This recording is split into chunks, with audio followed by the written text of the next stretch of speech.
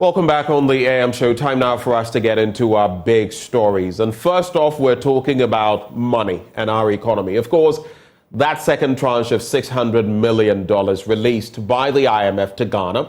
And there's even more to expect by way of the World Bank's stabilization or stability fund. But as we get into the discussion, we're going to be hosting some stalwarts who are going to be walking us through what all of this means or ought to mean for our economy. Of course, we've heard from Professor Lord Mensah on what this could mean. The likes of Franklin Cudjoe of Imani Africa compared famously or infamously this bit from the IMF to giving whiskey and car keys to teenage boys. But what is the real situation? What will this do to our economy?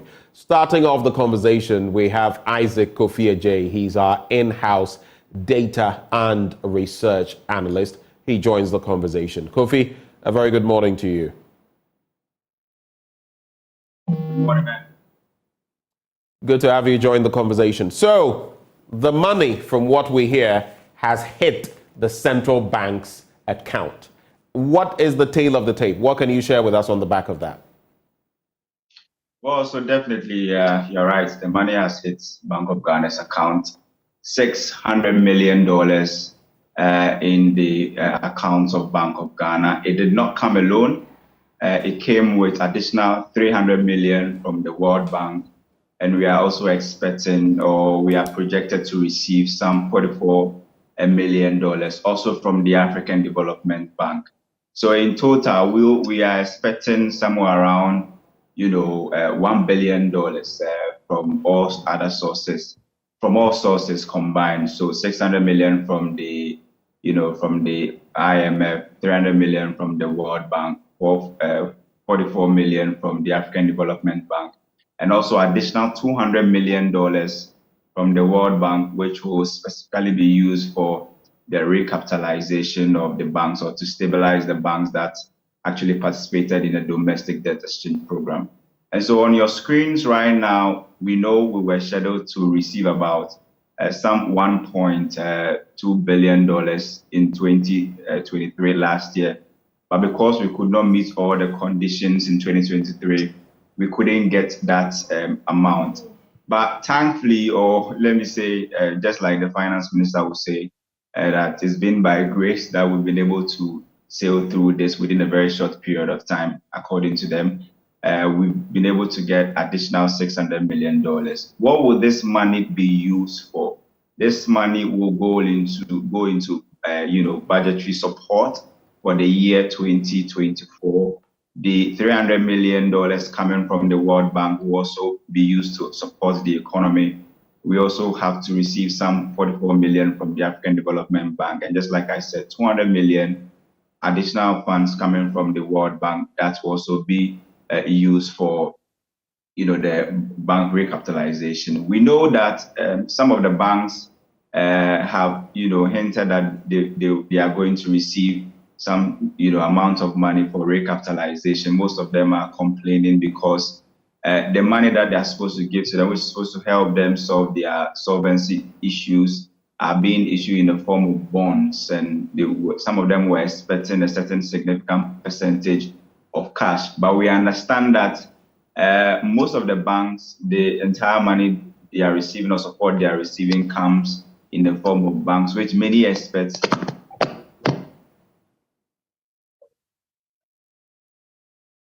Hello, Kofi.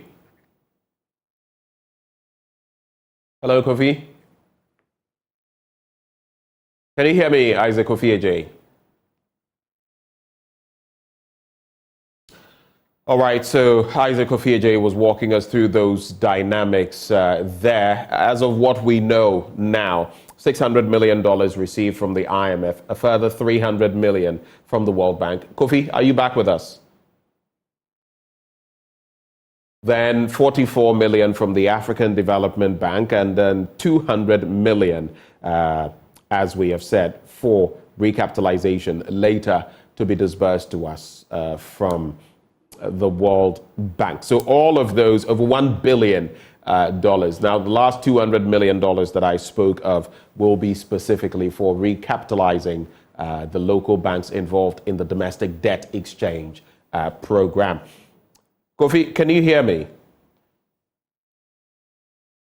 All right, so we shall move on to our guests and bring them in. Those who will be joining the conversation, Dr. Josh Bamfo. He's an economist and partner at Anderson, Nigeria. We also have Professor Ebo Turkson, economist with the University of Ghana, Legon, and Dr. Saad Idrisu, economist, Louisiana Economic Development. But before we get to them, Kofi, can you hear me now? Yeah, I can hear you, Ben. All right, so please take over from where you left off. Yes, so I was talking about the monies received. You mentioned it's about $1.15 billion that we expect to receive some already. But the issue has to do with balance of payments, gap for between 2024 and 2027, just like you showed on the screen, averaging about $3 billion in the years to come. And the problem ahead is that you estimate your balance of payments gap around $12.6 billion. Together, you are receiving some significant amount from the IMF and the World Bank, but you have a significant portion also being left out. And you're not getting the financing from it, and you have to explain this through the external debt restructuring. And so going forward, you look at the monies that we received so far, they were all, tied to some conditions that we had to meet. When Stefan was asked about the next tranche or disbursement, which would be the third one, he said we should be expecting the second review somewhere April, May, and expect that if you're able to meet all the conditions, we should be receiving additional $350 million from the IMF, which will also trigger other disbursement from other sources. And so then going into 2025, it is estimated that we are probably estimating that we will be ending 2024 with an inflation around 15%. Tax to GDP ratio is expected to increase, and other indicators of the economy. But what has the 600 million really done for the economy? We've been tracking what it has, the impact on the cedi depreciation that we realized in 2022 when we did not have such support. We saw that the cedi in a whole year depreciated by some 54%. But in 2023, when we were able to get a first tranche in May, the entire 2023, we saw the cedi depreciating by some 25%. And so that was significant. We've seen inflation also coming down, but most experts have explained that probably it's not because of any specific measures or policies, but just because the CPI figures are in our favor. And so if we really want to tackle single-digit inflation, this is the time, because the figures are in our favor, that even if we do not do anything at all, because the denominators or the figures being used to calculate the CPIs are currently in the favor of the country, and we can achieve most of the inflation target that we've set for ourselves. So 600 million in, 300 million will come from the World Bank, and we expect additional funds from other sources like the African Development Bank. All right. Thank you for those details, Isaac Kofi. Thank you for walking us through those. Let me now get to the rest of our guests who are joining this conversation. Dr. Josh Bamfo, economist and partner at Anderson, Nigeria. Then there's Professor Ebo Turkson, economist, University of Ghana, Legon, together with Dr. Saad Idrisu, economist, Louisiana Economic Development. Gentlemen, thank you for joining. Thanks for having me. Thanks for having me, Ben. All right. So let me start with you, Dr. Saad Idrisu. We've come pretty far, as some will say, and it is clear that the 600 million that we received made some impact. The question is, how much of an impact do you feel it made? The first tranche of $600 million, even before we get into the second tranche and what it bodes for our economy. So the first tranche of $600 million, gentlemen, what impact do you feel it has had so far? I'll start with you, Dr. Saad Idrisu. Good morning again, and good morning to all your listeners. And Well, Ghana, you could say that currently the government is probably in a cocoa season with regards to all the funds that are coming in from the IMF and the World Bank. And when the government is in such a position, then it puts more pressure on we as citizens to make sure that we can focus on the government rather than just letting it to do whatever it kind of wants. And basically, if you're going back to look at what the IMF itself said for bringing in the second payment, the IMF kind of believed that their first payment helped to bring about growth in the economy, which is a bit doubtful in the sense that probably, the expected growth that the IMF even projected, Ghana hasn't been able to meet it for the 2023 growth. And again, if you look at inflation, as Isaac rightly said, inflation has decreased, but not necessarily because of the first 600 million, but just due to the CPI calculation that the Statistical Service has employed. Again, if you look at the International Reserve Fund, there's been a bit of a increase in that. But basically, I would say that, the question I would like to ask is that as a country, have we really felt the first 600 million? Aside what the government has put on paper to the IMF to be able to get the second payment? Because I was expecting that at least, even with the first 600 that came in, part of it could have gone to the private sector development, helping these small-scale businesses. But it seems as we speak right now, Ghanaian businesses haven't felt even the first impact of the 600 million. So that is why I'm saying that at least for this second tranche payment that is coming in, it is a duty on every Ghanaian, it is a duty on the media, it is a duty on Parliament itself, civil society organizations, and all that are concerned in the economy to make sure that we police the government enough to be able to put the money to judicious use. Because the IMF has said that they just look at the books, they just look at whatever that you write to them on paper, but how you actually spend the money, believe me, to a larger extent, is not the concern of the IMF money. And we all, the IMF as an organization. Are you suggesting that there are lapses in terms of follow-up? So the IMF, it depends on the facts and figures, maybe not so factual sometimes, but the figures you present to them, they act on that, and how you expend the money really is not their concern. I thought they were concerned about how it was expended. Yes, basically that is how the IMF operates, and that is why Ghana, I would say that we are back to the IMF for the 17th time. Because if IMF had really gone dollar by dollar to see what the money was used for, I don't think Ghana will be heading back again for the 17th time. But are you suggesting that we are not deserving of receiving the second tranche?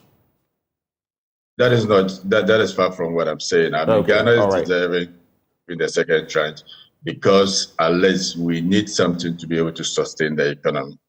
But the IMF, like I said, is such that whatever you put on your paper, definitely they will go by that.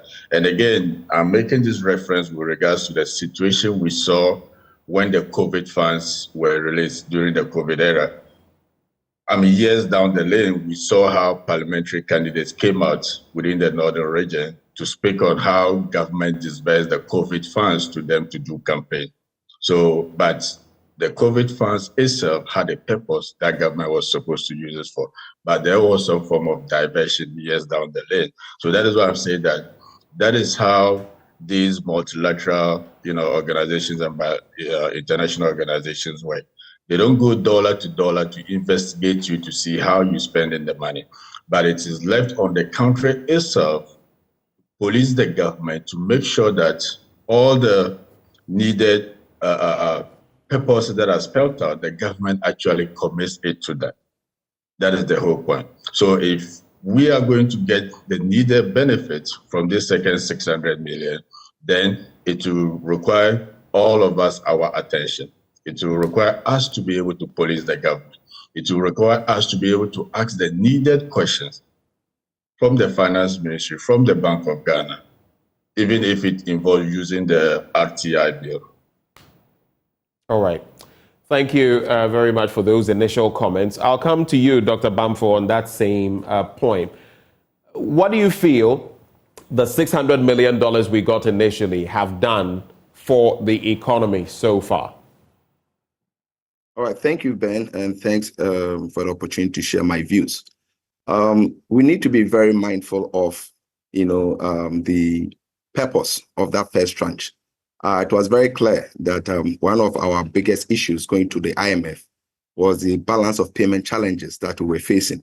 In other words, as an economy, we're importing more in terms of goods, services, and capital, way more than what we're exporting when you look at the same items, which means that that huge deficit has to be funded with some forex, because if you're importing, you pay with foreign exchange. And because we were very low in terms of our international external reserves, there was a need for us to get some support. In the past, what we have been doing is in the short term, you go to the international private investor community to borrow forex, through Eurobonds. But over time, after our debt situation appeared to be getting out of hand, and our credit rating, sovereign credit rating was downgraded, we couldn't get access to such source of forex. So clearly, we needed the support of the IMF, and that's the reason why we reluctantly went to the IMF. So the first tranche was very clearly earmarked, to deal with the balance of payment issues. And in terms of the obvious result, you have to look at the performance of the exchange rate. And based on the report that your colleague just presented, the exchange rate has performed relatively much better since May last year compared to prior to going to the IMF. So clearly, there are some significant immediate results in terms of what the funds were actually earmarked for. That is the first tranche.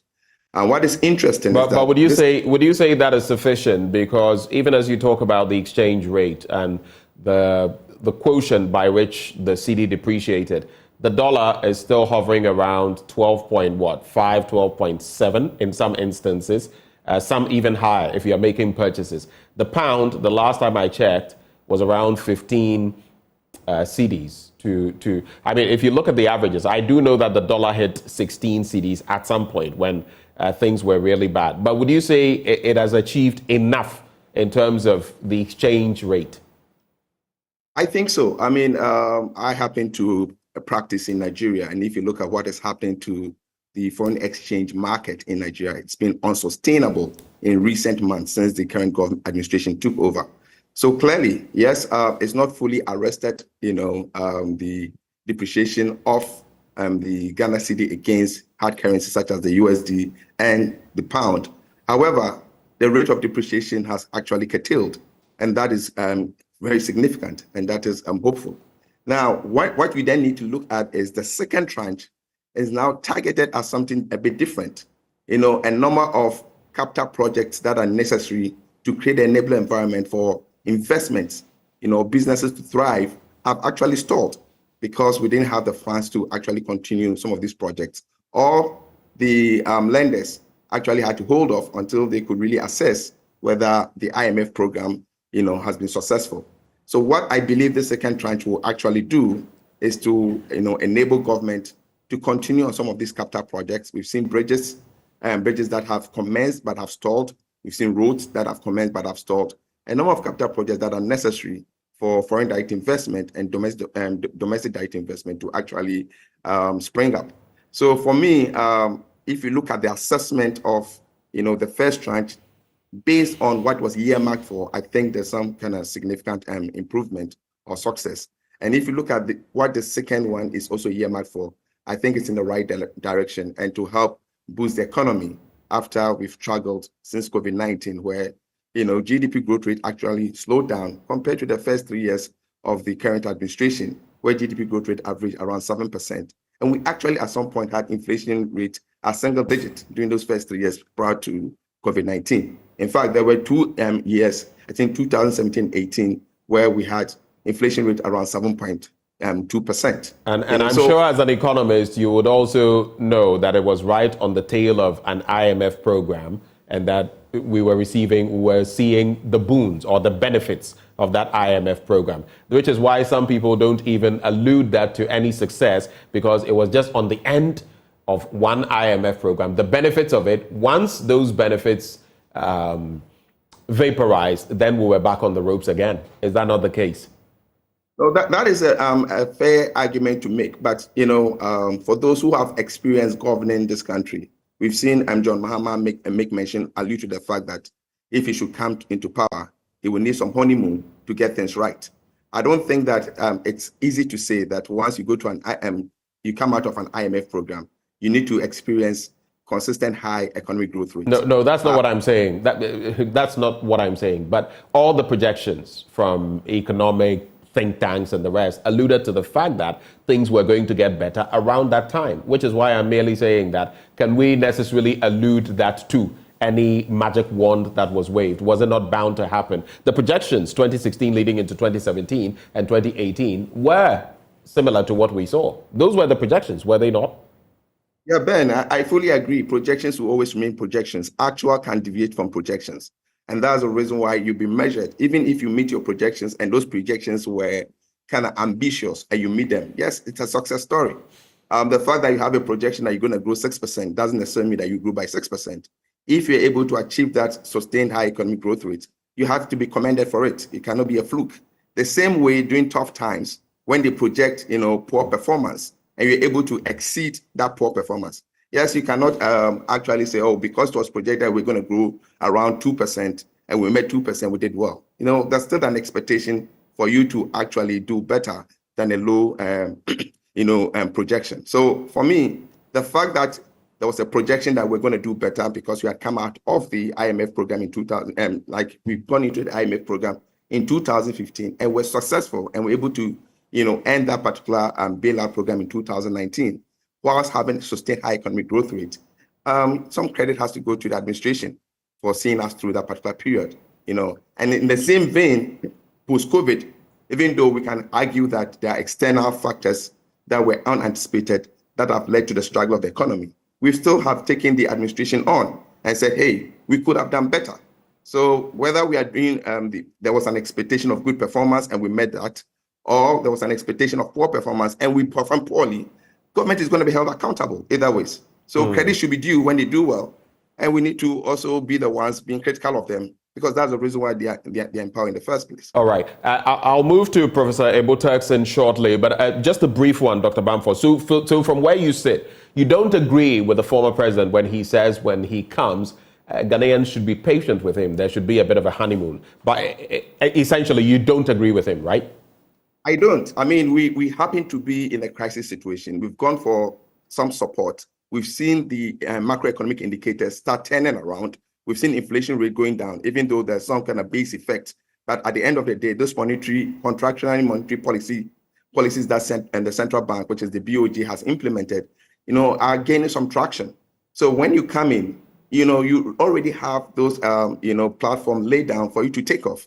So now you think of it as an airplane. We are taxiing along the runway. Anybody that comes next year should be able to start taking it off. So it cannot be a case of honeymoon. If you say honeymoon, how long is that honeymoon going to be? And especially when you have only one term. So I really have concerns when I hear comments like that. If the current administration was able to take off in 2017, after going to the IMF in 2015, I don't think any government has an excuse for any form of honeymoon in 2025. All right. Thank you. Let me bring in Professor Ebo Turkson. He's an economist at the University of Ghana, Legon. Prof, thank you for joining us this morning via phone. Thank you. Good morning to your listeners. $600 million in the kitty. The central bank has confirmed receipt of that. We're expecting $300 million top up from the World Bank, $44 million from the African Development Bank, and with time, another $200 million from the World Bank for recapitalizing the banks that participated in the domestic debt exchange program. But even looking at the first $600 million we've got, it's a question I've posed to my two other guests. Do you feel we have reaped the proper benefits of the $600 million, inflation-wise, exchange rate-wise, and all the other dynamics? What's your reading? Okay, as for inflation, I mean, I listened to your earlier speaker. I mean, the tight monetary stance of the central bank has played a critical role in trying to tone down inflation expectations and also bring down inflation. So, the disinflation process, and so I will not say it's the 600 million that is going to lead us to that. So that is done, and that is part of the success story that we are enjoying now. This is recovery of the economy, and we cannot also say that the relative stability of the Ghana cedi right from February 2023 to now has partly played a role in the disinflation process.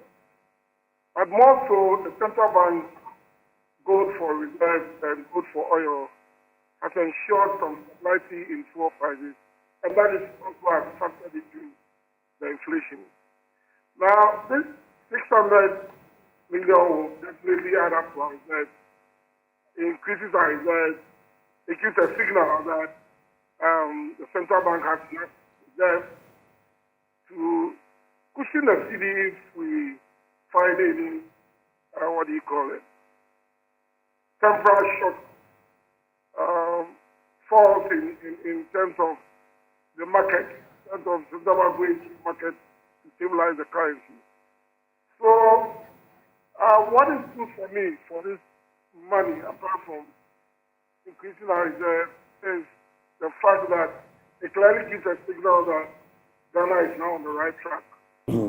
Certainly, we should be excited about it. I mean, we've gone through a lot. It's good it happened earlier for us, as other countries in Africa are now facing the phase that we faced a year ago. So, what we need to do, and this 600 million is supposed to support our expansion of the production capacity of the economy. So that is what we should do, because don't forget that the suspension of some of our interest payments is part of the reasons why we've enjoyed some stability. So the fiscal consolidation was because we are not making some interest payments out of the debt restructuring. But they are going to come up later on. So what is important for us is to be able to invest this money and expand the production capacity of the economy for us to be able to generate more revenue without necessarily introducing new taxes, and also to ensure that when it gets to the point where we begin to make good those interest payments, after the honeymoon that we're enjoying the fiscal space, we should have been in a position to deal with those issues about our debt without having to struggle. Right. It's important that we do the right investment. It's important that we, whatever fiscal space we are enjoying now, we put it to good use to increase our capacity to be able to service our debt when we begin to roll out our debt service payments after the debt restructuring. I have two quick questions for you. So do you expect that this will lead to a further slump in the exchange rate? That is one. That the second tranche will actually lead to a further gain as far as our currency is concerned against the American greenback, against the British pound and all that. And then secondly, with the second tranche of the money, the over 1.1 billion that we're expecting from the different groupings that I've mentioned, the IMF, the World Bank, the African Development Bank, how do you see this impacting capital projects together with shoring up our banks? Because you know that the 200 million, one of those that will come from the World Bank is actually to help recapitalize those banks that participated in the DDEP. What's your reaction to these two? I mean, the first one is that, of course, the strength of the cedi depends on other external factors that we have no control over. So that is something we should note, because, I mean, what is going on in the geopolitical divergences that are taking place on the global, political space would also have an impact on the dollar and then the strength of our cedi. But so far as we hold all of those factors constant, then definitely when the central bank has an increase in its reserves, it gives the central bank that freedom to be able to pursue policies to stabilize the currency. so it means that we should be assured that we'll enjoy some stability in the currency. Also, it should slow down on the speculative activity because people get out of the speculation. So while the funds are coming, there is that expectation that the central bank will cushion the CD, and therefore the expectation speculative activity come down and then the CD enjoys some stability. And of course, the good second question you ask is that do we expect that over 1.2 billion to have an impact in the economy? Yes, why not? I mean, if you have been observing, since the 4th of January, all road contractors who have stopped work, new road projects have been launched and all of that. It's as a result of the expectation of this budgetary support that is supposed to go into expanding the productive base of the economy. So I expect value for money. I expect that it falls into the plan that we have with the IMF for us to be able to invest in the productive base of the economy for us to be able to service that. I mean, the whole essence of debt restructuring to give you some fiscal space is to ensure that you buy some time to clean up the mess. And part of the clean up the mess is to ensure that we expand our economy to generate more revenue, to be able to be in a position to pay our debts later. So that is what I expect to happen. And don't forget that there's another third tranche that we have to go in for. And access to that third tranche is going to depend on how well we do from now to the time they come for another review. So, I mean, under the fund program, as has always been the case, we expect that things will be done in the right way for the Ghanaian economy to recover as soon as possible, as we've already started the recovery, and then get us to where we were before we slump. So I expect that the proper things to be done, value for money contract. Being an election year, we don't go overboard to overspend. The fiscal consolidation effort that we are projecting, if we keep in line with it, we should be able to recover the economy even faster than we are projecting. Don't forget that it was projected that in 2023 Ghana was going to grow by 2.3%. It started 1.5, 1.8, and the fund has now pegged at 2.3. I know certainly that we will perform that at the end of 2023. So these are all the factors that give me some hope that the Ghanaian economy is on its path of recovery, and we should be excited about it, even though the government shouldn't derail those efforts with excessive spending in the election year. Prof, just before you go, since you have to take leave of us, I just want to sneak this in before I come back to Dr. Bamfo and Dr. Saad Idrisu, because I'll have more time with them, a bit more time with them. One, what are your expectations in terms of government reining in spending in an electoral year? When the $600 million hit the central bank's account, Imani Africa's Franklin Cudjoe posted and suggested that this was like giving car keys and whiskey to teenage boys. In other words, quite a devastating cocktail in terms of spending. And he was asking government to rein in spending. That is one. Do you expect that? And two, Professor Lord Mensah, your colleague, has actually suggested that the IMF's 15% inflation projection for 2024 is unrealistic. And of course, they go on to project even a further decline to 8% in 2025. And he cites his reasons. Do you agree with him? Those two questions, and then I can let go of you, sir. Okay, let me start with the second one. I don't agree for Mensah. There is no basis for that expectation. I mean, we have outperformed the inflation. Ghana has outperformed the inflation target for 2023. The disinflation process that is going on will continue. As the central bank itself positions itself to maintain the tightness and to ensure that the disinflation process that is going on will continue. I mean, the 15% as at the end of 2024 is a target that can easily be achieved. But it all depends on the extent to which the government keeps to its expenditure, in terms of the fact that this 600 million is not free money that we are going for. It is part of the budgetary support to go into critical investment in the economy. And so far as that is done, there is nothing wrong if money is put into the economy to expand the productive base of the economy. That is investment. That is what we need to generate jobs. That is what is needed for the Ghanaian economy to grow. And if we do that, I'm very certain that whoever takes power in 2025, on the 7th of January, we'll have an economy that has recovered to a greater extent.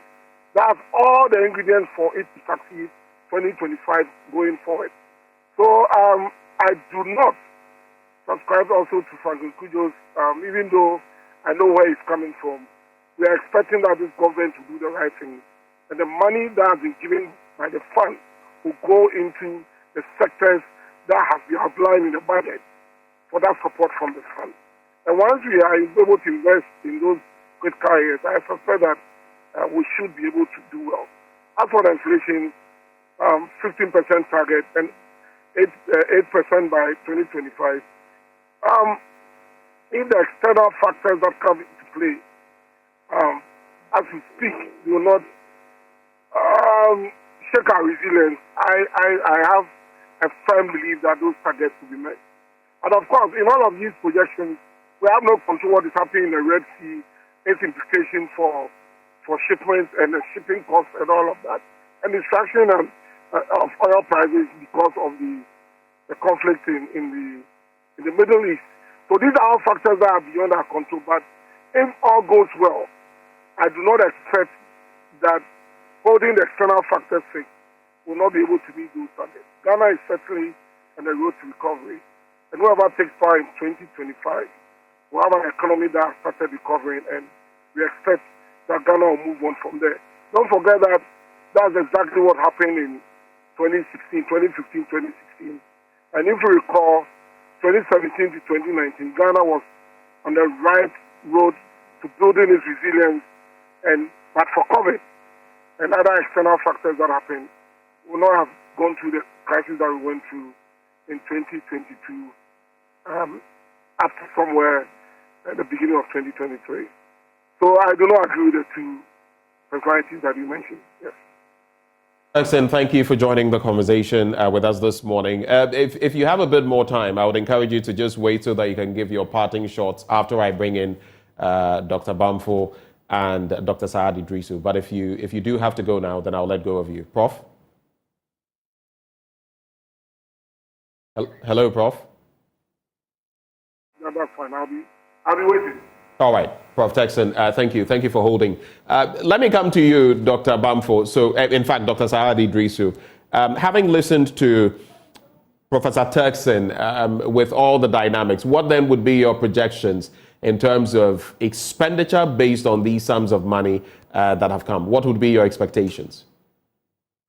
Well, my expectations are that government should be able to watch the spending, especially during an election year, with the IMF projection of inflation coming down to 50% by end of 2024. It's an achievable target, but that will only depend on how much government spends this election year, because over the years we've had situations of government going beyond its projected spending just to be able to get some sympathy votes and all that from the electorates.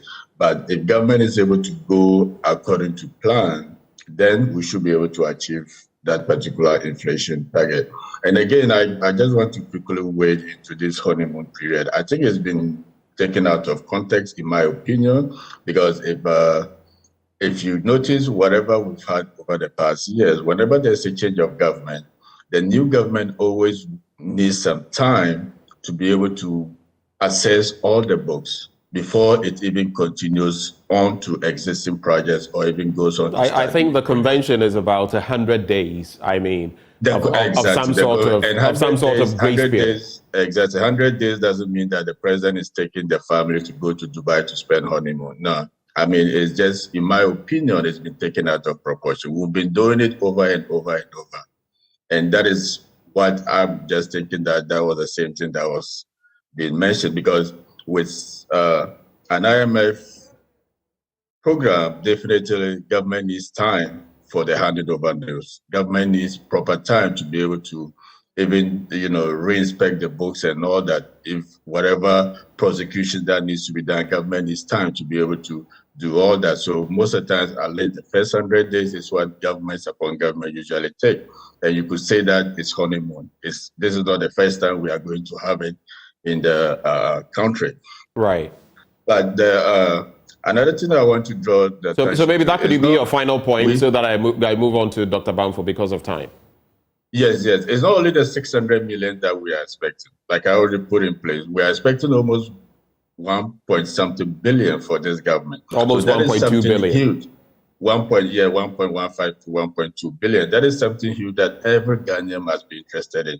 And even though Franklin Kujo goes ahead with that sort of statement, to a certain extent, you could believe what he's saying, but we all could prevent it from happening if we actually pay attention to what government is spending on.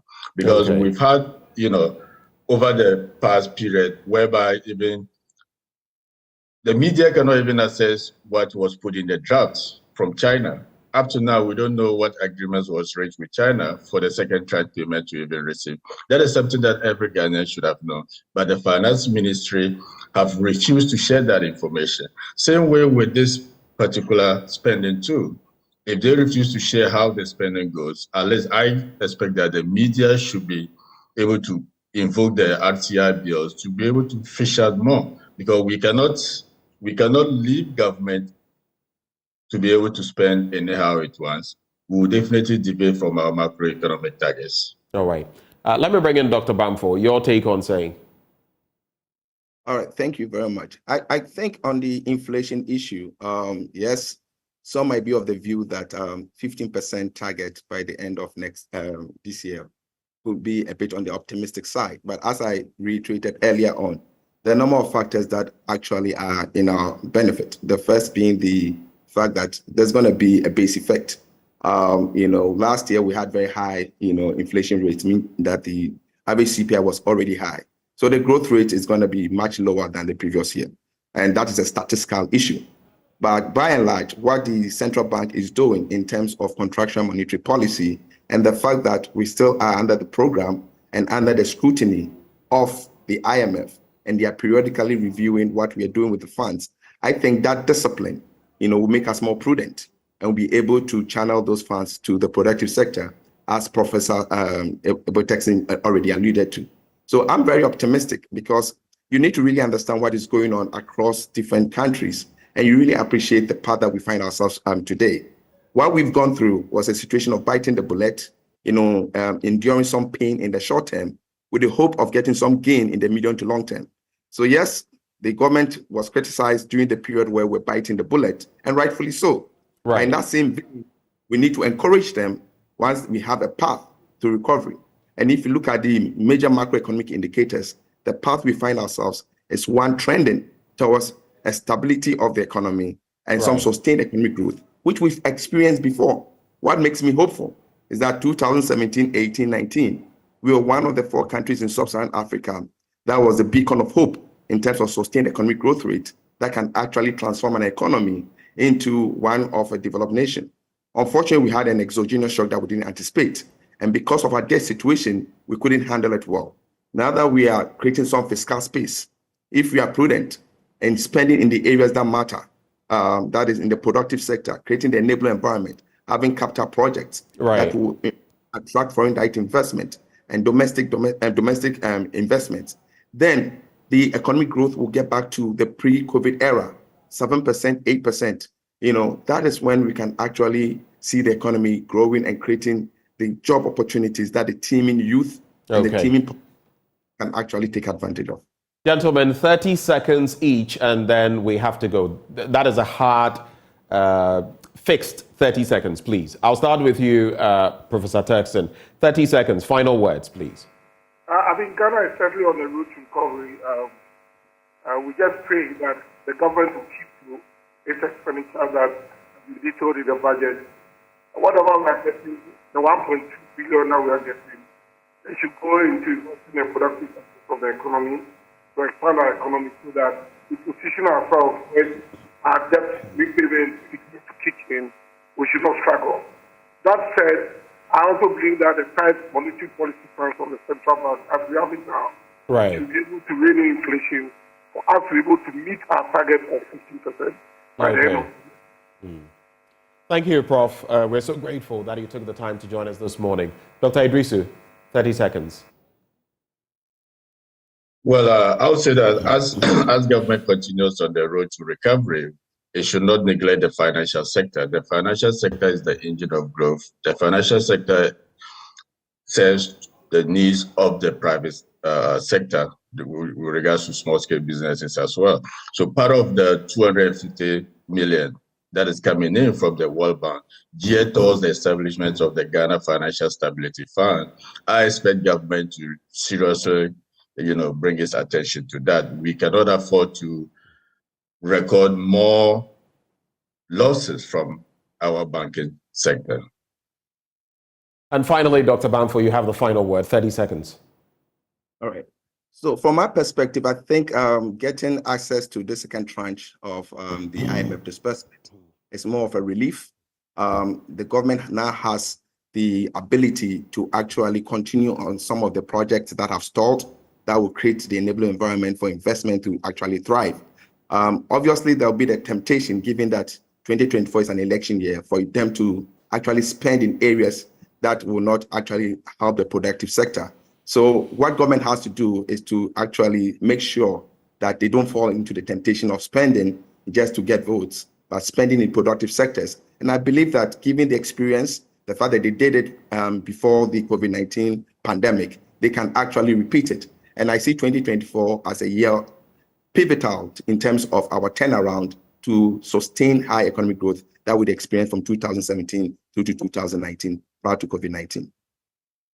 Thank you so much, gentlemen. Those who joined the conversation, of course, for starters, we had Isaac Kofi J, data and research analyst here with Joy News. We also had Professor Ebo Turkson, economist, University of Ghana, Legon, Dr. Saad Idrisu, economist, Louisiana Economic, I beg your pardon, Louisiana Economic Development, and Dr. Josh Bamfo, economist and partner at Anderson, Nigeria.